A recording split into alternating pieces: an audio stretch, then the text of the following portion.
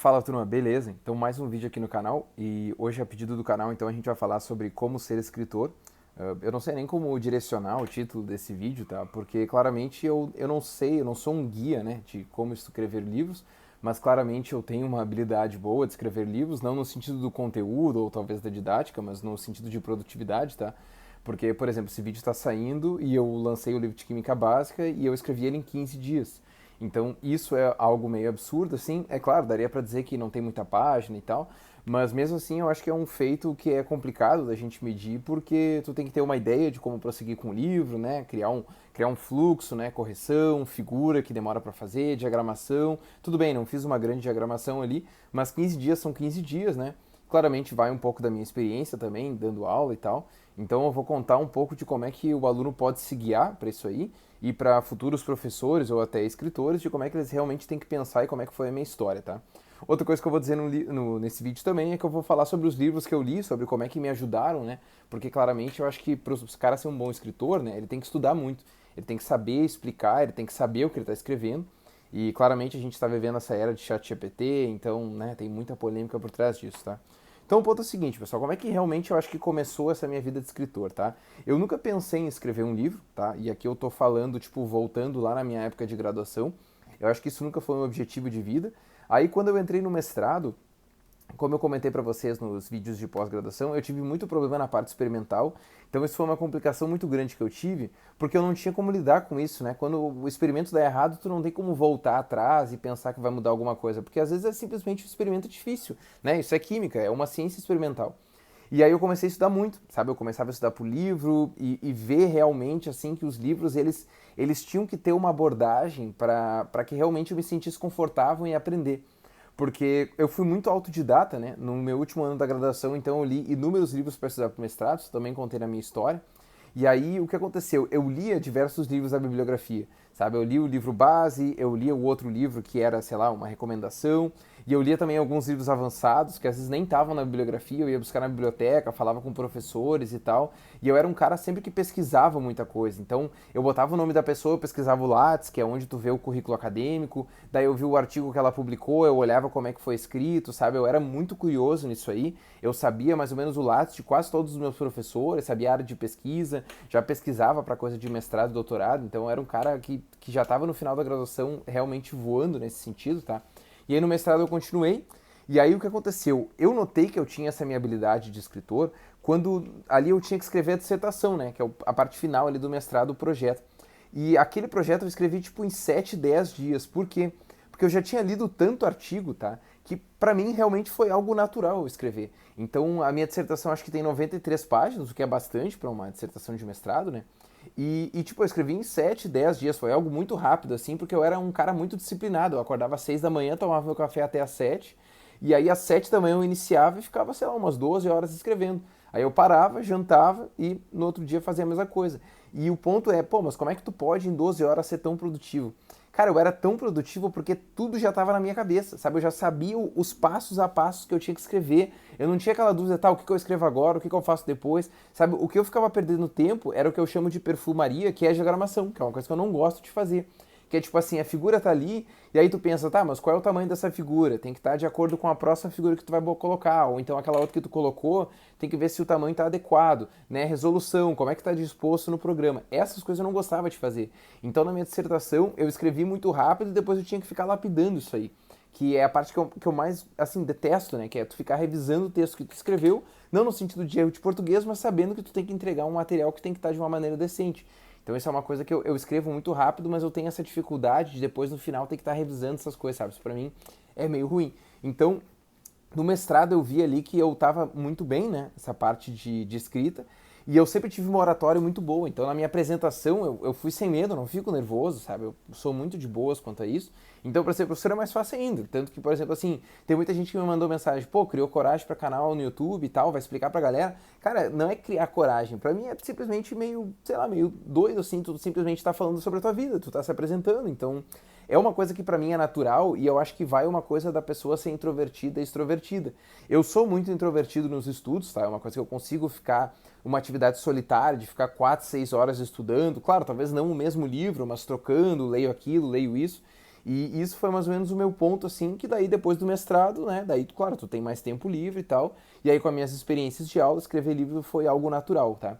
Mas antes de eu falar da minha experiência de aula, como é que eu escrevo os livros, né, mais um ponto que é interessante, que é outra coisa que eu falo, né, que eu acho que é mais ou menos como eu funciono, que é que eu estudo e mais ou menos eu vivo numa maneira de imersão. Tá, o que, que é esse ponto que eu quero falar sobre a imersão? Que tem alguns lugares que vendem, imersão de não sei o que, curso em imersão. O que, que eu considero como imersão, tá? Pessoal, eu vivo química, eu vivo ciência, tá? A todo momento. Eu não consigo ler algo que não seja de ciência. Então, por exemplo, o meu hobby, né, a minha leitura de Kindle, são biografias de cientistas. Então, por exemplo, assim, já li biografia do Oswald, eu já li biografia do Clausius, eu já li biografia do Carnot, eu procuro vídeos sobre história da ciência, sabe? Eu tô toda hora lendo livros. Na minha época do mestrado ali, na época, sei lá, da graduação também, eu ia de ônibus para a faculdade e a minha leitura do ônibus era um livro didático, entendeu? Tipo, eu tava lendo, eu tava estudando a todo momento, sabe? Para mim era estudar era tipo um hobby, sabe? Não era uma coisa tipo assim, vou ler um livro para relaxar. Cara, eu pegava um livro para estudar, entendeu? Fazia exercício, fazia questão. Era uma coisa muito doida assim, porque sei lá, isso para mim é tão natural que já não é maçante, sabe? Eu consigo ficar muito tempo estudando e por mais que eu pare de estudar, eu vou ler um livro que, eventualmente, a história da ciência eu vou estar aprendendo igual, entendeu? Então, por exemplo, quando eu escrevi um livro de história da termodinâmica, eu lia e eu estudava a história da termodinâmica porque eu queria escrever um livro de história da termodinâmica, que é o que eu vou contar na segunda parte do vídeo. Então, quando eu escrevi o livro de termodinâmica, eu simplesmente fui botando, né, pontos da história, e quem já leu o meu livro sabe que eu vou contando essa história, e é algo natural para mim, sabe? É algo natural do aluno entender que a ciência ela tem alguns pontos que tem que ser desenvolvidos no sentido acadêmico, né? Então tu tá entendendo ali a parte técnica, mas também tem a história por trás. Pô, por que isso aqui veio antes? Como é que isso aqui veio antes? O que tem que pensar para tu poder seguir em frente? E isso é uma coisa muito complicada porque a química tem esse problema, né? Ela tem essa falha cronológica, né? A física tem uma cronologia muito boa, né? Tem a mecânica com Newton, depois vem a termodinâmica, daí vem o eletromagnetismo e aí a física moderna, que é como a gente aprende. A química é totalmente doida, porque por mais que a gente comece com o modelo atômico, cara, o modelo atômico foi tipo 1925, sabe? É uma coisa logo ali. E as reações inorgânicas, que é uma das últimas coisas que a gente aprende, foram as primeiras coisas que foram vistas com a alquimia, sabe? A gente só relacionou melhor depois. Então, são coisas bem complicadas da gente se ligar e realmente colocar num livro na história, porque se eu for estar explicando um livro de acordo com a história, cara, ele começa de trás para frente, é um método investigativo, o aluno que está tendo o primeiro contato, ele vai ter dificuldade. Então, para mim, né, para o professor que já sabe a química, que já sabe como ela funciona, quando tu tá estudando a história, fica mais fácil, entende? Tu pensa, pô, realmente os caras não sabiam, daí eles tinham que investigar pelo método científico, então os caras tinham conhecimento de filosofia, que é uma coisa que eu também tenho. Então eu vou desenvolvendo, eu vou lendo e eu vou conseguindo compreender e vendo como se encaixa. Para o aluno é muito complicado, porque o aluno ele está sendo desafiado para aprender química, ao mesmo tempo se colocar no contexto da história. Então o que eu tento fazer nos meus livros é organizar isso aí. E eu só consigo organizar porque realmente eu tenho esse meu método de, sei lá, imersivo, né? De estar toda hora ao redor dos livros e, sabe, é algo natural para mim. Então, por exemplo, eu tomar um café, vou ver um podcast, cara, é um podcast de ciência, entendeu? Eu tenho a minha listinha lá do assistir mais tarde e é tipo, é isso que eu vou fazer. Então, sobre livros e tal, coisas que eu li, cara, assim, ó, tu pega lá livros para preparação da ISHO, tá? Que é uma Olimpíada, que é a Olimpíada Internacional de Química, né? Aqueles livros lá, cara, eu já li praticamente todos, entendeu? Acho que os que eu não li realmente foram analítica, porque era mais da química industrial, então eu fiz as analíticas básicas e não me interessei muito. Mas é muito fisicoquímica no equilíbrio. Entende? Então, fisicoquímica, tu vai ver que tu aprende bastante coisa de titulação. Eu falo algumas coisas de analítica que são coisas praticamente fisicoquímica. Então, a analítica a gente fala que é uma área separada da química, mas não é. Sabe? É análise química, mas nada mais é do que a teoria química aplicada para as análises. Então, tem gente que trata diferente, tá? Porque principalmente para quem faz técnica em química vê isso aí, tá?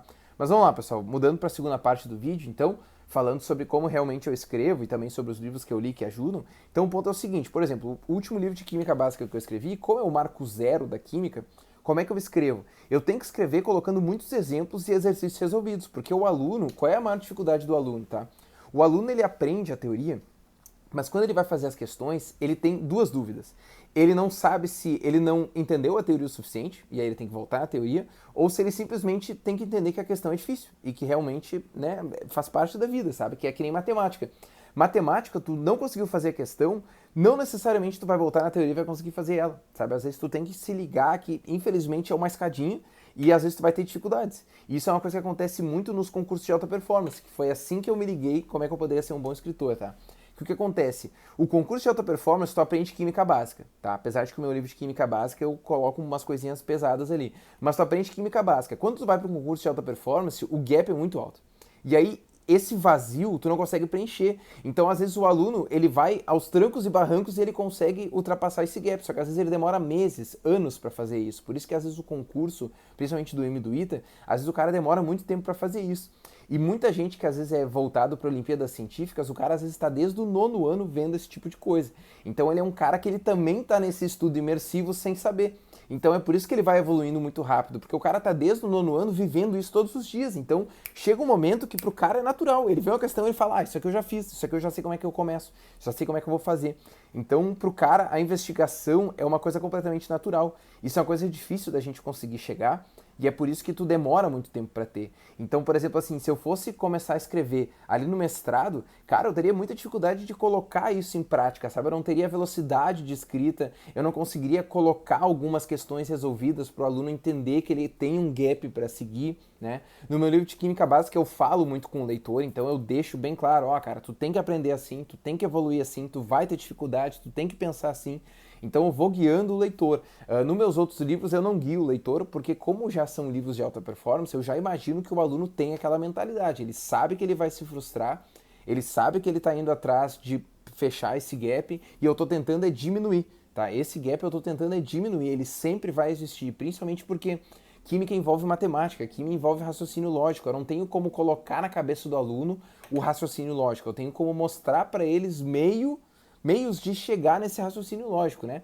E aí o meio que tu tá, que é o livro ali, é tu tentar criar um sistema que seja imersivo para ele, para todo momento que ele tá lendo, ele tá tentando entrar nessa ideia.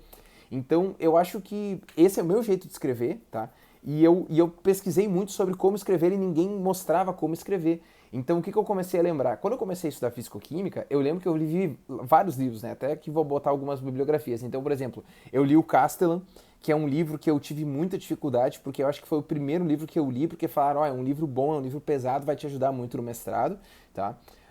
Foi um livro que me ajudou, mas foi um livro que me ajudou no sentido formal, tá? Ele é um livro antigo, ele é bem formal, então isso aí foi uma coisa que me deu muita formalidade na escrita, tá?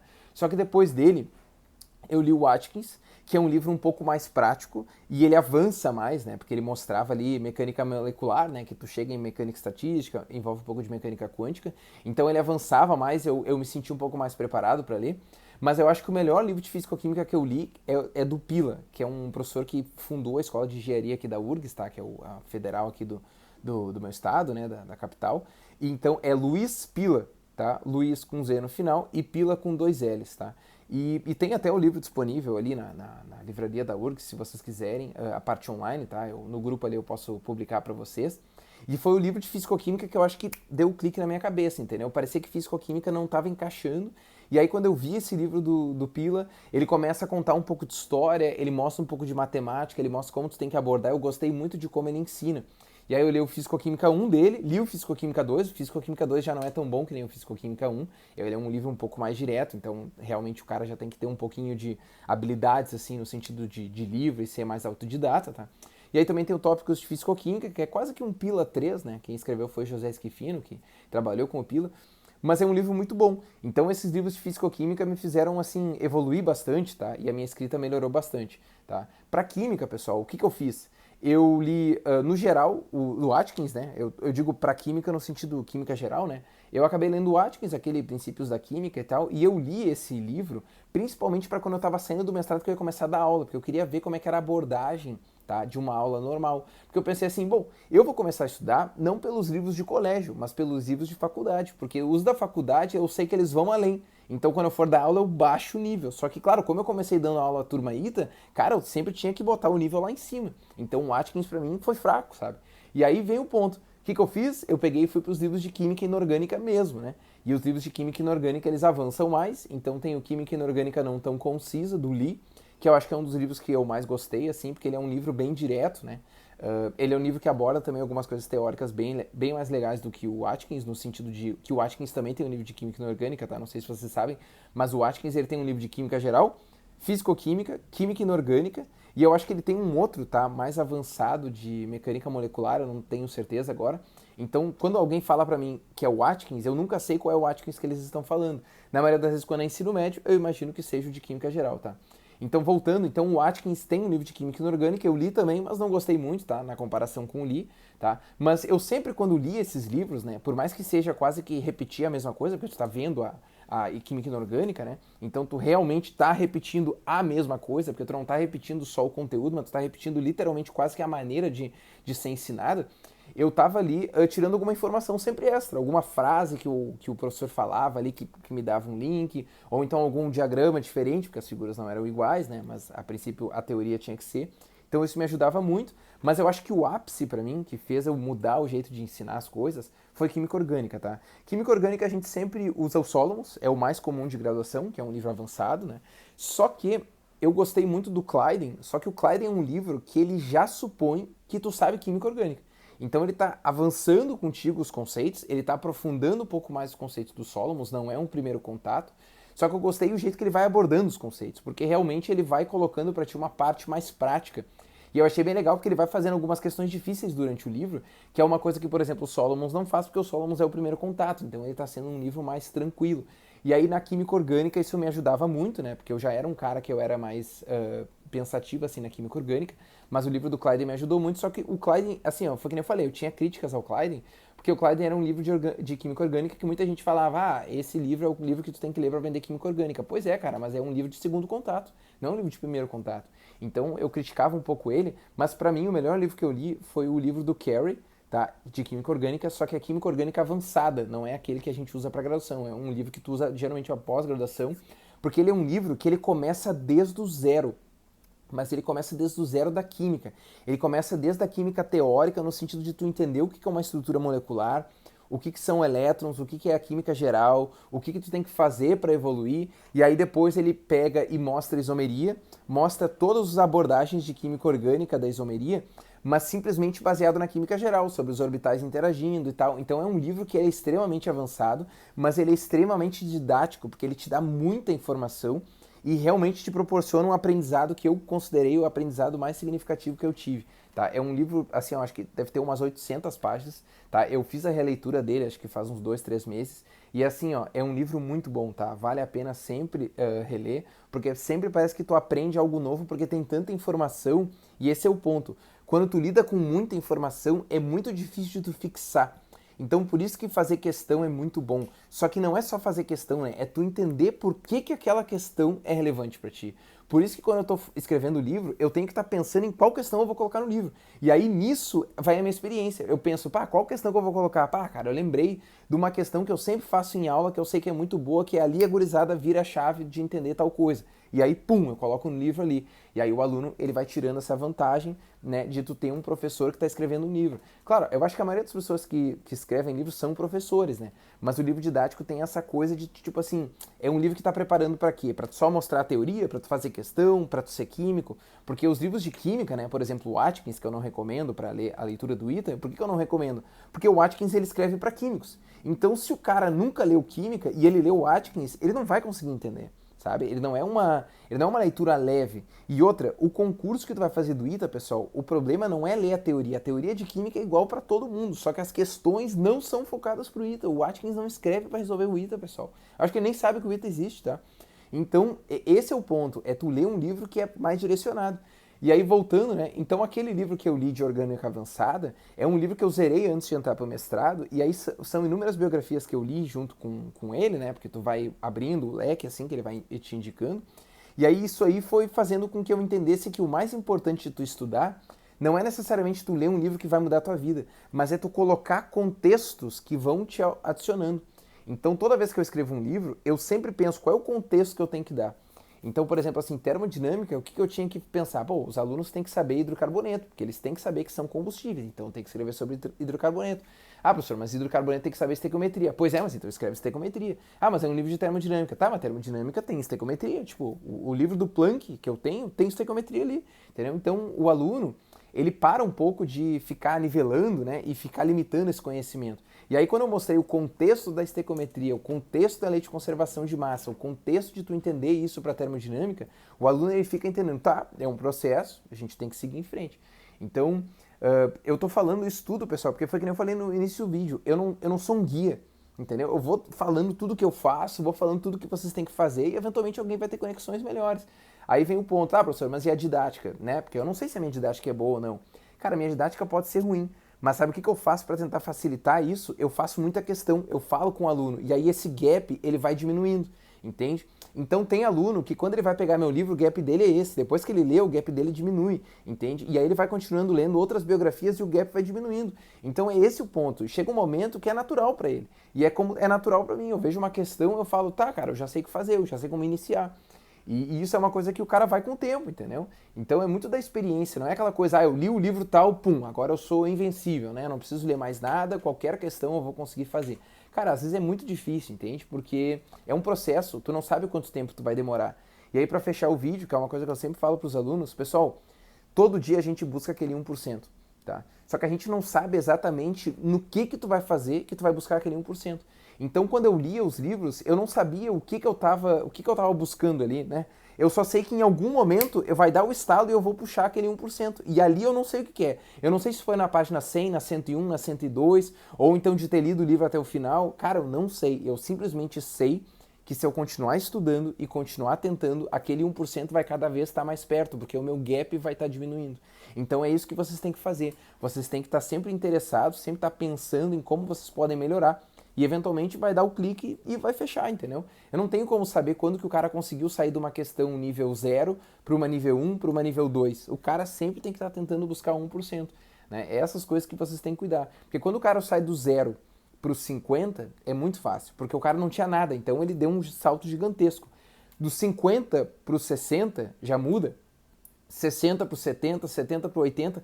Quando o cara quer chegar no 100% e ele tá tipo no 95%, cara, é extremamente difícil, porque tu não sabe o que tá faltando, tu não sabe, e às vezes tu quer desistir, tu fica frustrado, tu acha que tu tá repetindo, tu acha que o processo não é válido, é muito complicado. Então, assim, eu não fico me julgando, eu não fico pensando se eu tô melhor ou se eu tô pior. Quer dizer, eu tô sempre melhor, né? Porque eu tô sempre buscando fazer algo a mais. Eu não sei se aquele dia foi tão produtivo quanto o dia anterior, mas eu sei que pior ele não foi, porque eu busquei alguma coisa nova, entende? Então é isso que vocês têm que fazer. Quando eu tô escrevendo livro, é isso que eu tô fazendo, entende? Então quando eu faço aquela revisão que eu falei pra vocês que eu não gosto, às vezes aquela revisão me ajuda a pensar, pô, isso aqui podia estar melhor escrito, entendeu? Porque na hora eu escrevi muito rápido, porque eu tenho um pensamento muito rápido. Então são coisas que vocês têm que fazer, vocês estudam rápido também. Dificilmente aqui alguém vai ler um livro e nunca mais vai voltar nele. Por quê? Porque tu sabe que tu sempre tem aquele 1% para tirar numa releitura. E os exercícios é a mesma coisa, entendeu? O cara vai ler meu livro de termodinâmica, vai fazer aqueles quase 200 exercícios e vai dizer, nunca mais vou voltar no livro porque nada me adiciona. Duvido muito, pessoal. Então, o negócio é ser insistente. Não é um guia, mas é pelo menos o que eu posso dizer para vocês continuarem tentando que vai dar certo. Feito, pessoal. Até a próxima.